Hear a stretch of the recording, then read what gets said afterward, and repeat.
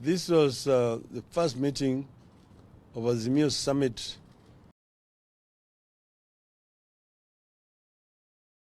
Azimio is all here, except Honorable Kalonzo Musyoka, who is out of the country. He's traveling to South Sudan today. That's why he's not here. There's been a lot of speculation in the media. Azimio is splitting. Azimio is convening meetings which have not been held, and so on and so forth. That is all trash, media propaganda. So we have got a statement which is going to be read here by Honorable Eugene Wamalwa and Madam Martha Karua. Eugene. Thank you. Thank you very much, ladies and gentlemen of the press. This is our statement from the Azimio Summit, and it's titled Azimio. The summit, which is a top decision-making organ of Azimio la Umoja, One Kenya Coalition Party, has held a meeting today under the chairmanship of the Right Honorable Raila Odinga.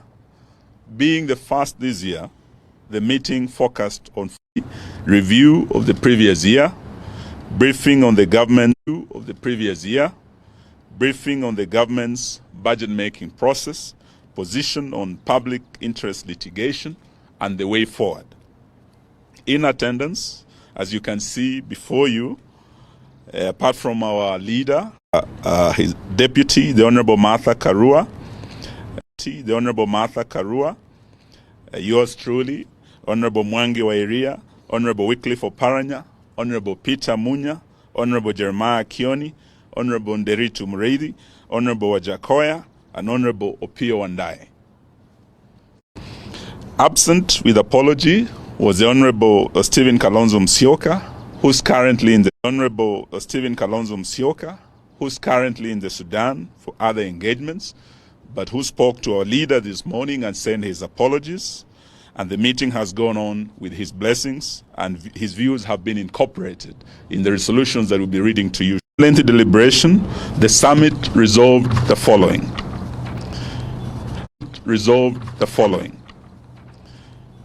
Azimio remains satisfied with its activities that were able to focus on the excesses of the Kenya Kwanza regime that has made life miserable for the greater majority of Kenyans.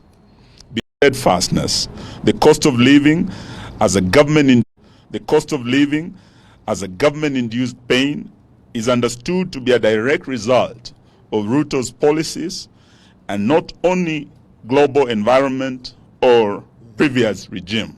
So this is purely Ruto's failed, and it should not be blamed on any global environment,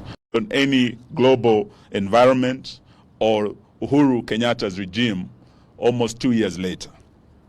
The coalition is satisfied with the work of standing up for Kenyans and commits to continue holding the regime to account and put blame where it belongs on areas like the ever-rising taxes, the deteriorating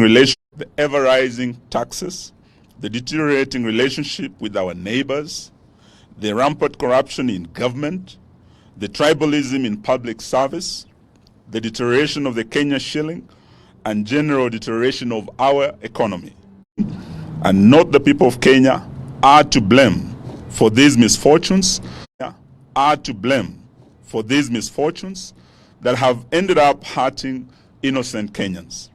Azimio deeply regrets the loss of lives during the peaceful protests, continues to hold the government responsible for these needless deaths be in vain.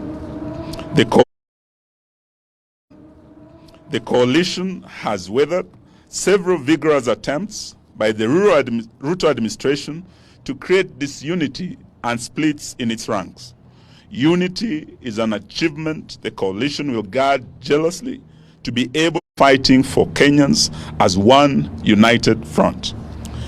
Because the coalition has been able to stand up and stand together, Kenyans have regained their voice. their courage, and are standing up to the bullies in this regime. Kenya is standing up in very remote parts of the country to tell off the government on its lies, and its insensitivity to the people. We encourage Kenyans to continue manifesting courage and call out this regime. We will stand with all Kenyans expressing such determination to take back our country. The coalition is happy, The coalition is happy and proud of the performance of its members of parliament on all critical national issues. When it has mattered, even where the members have been outnumbered, they have expressed themselves on such issues as the Finance Act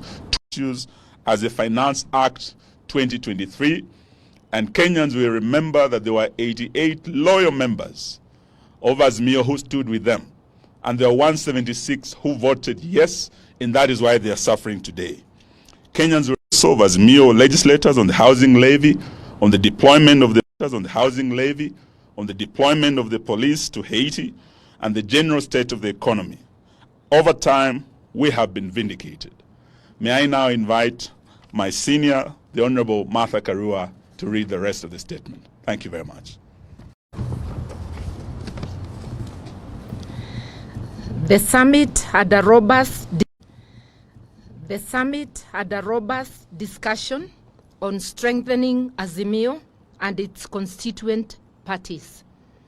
The coalition partners have been able to agree on fundamental strategies and we agreed that the coalition is only as strong as its constituent parties. The summit, therefore, reaffirmed its commitment to the renewal, strengthening of all the constituent parties through various activities, including members' recruitment drives, delegates' conferences, PGs, and NEC meetings. All constituent parties have committed to pursuing a course that addresses the challenges the country is going through, and that also help to advance and defend the gains of democracy. Azimio remains one and is here to stay, committed to shared values that include public participation, good governance, respect for the Constitution and rule of law, social justice, and non-discrimination. On public litigation, the summit that the cases coming up under public interest litigation address fundamental concerns in which Kenyans feel overlooked, mistreated, and ignored by a regime steeped in impunity.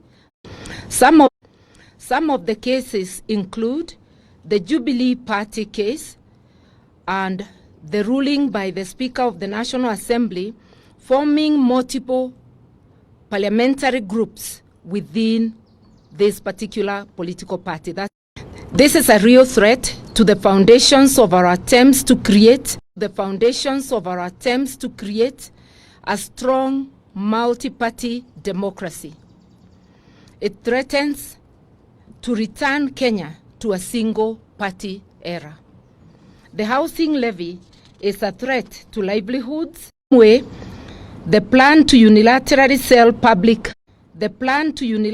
sell public assets without the participation of the owners, who are the people of Kenya. We will stand in solidarity with the petitioners in the public interest litigation cases on these issues. Azimio stands for the rule of law, and supports the need for an independent and professional judiciary. Subsequently, we demand that the Kenya Kwanza regime must keep its hands off the judiciary. We take note expressed by the United States government for the Ruto regime to appeal against the ruling on the deployment of police to Haiti. It is our hope this shall respect the independence of the judiciary and that foreign interests will keep off our national affairs. Azimio remains on the way forward. Azimio remains extremely disturbed by the worsening cost of living, the ever-rising, the collapsing national currency,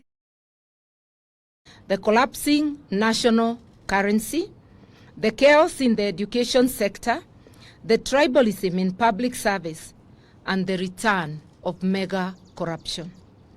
The summit has committed to seek other ways and means to press the regime to listen to the cries of the people. The litigation will only be one such avenue. Other ways are being worked on, whose ultimate goal is to force the regime to be sensitive to the tribute and to enable the people to take such steps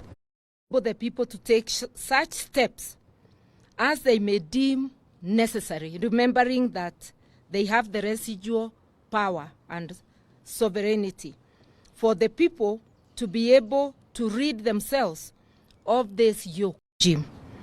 Just like the donkey spoke to Balaam in the Bible, the donkey is now telling Zakayo, enough is enough. We thank you. Thank you very much. Asanteni sana. Thank you. Thank you very much. Thank you. Thank you very much.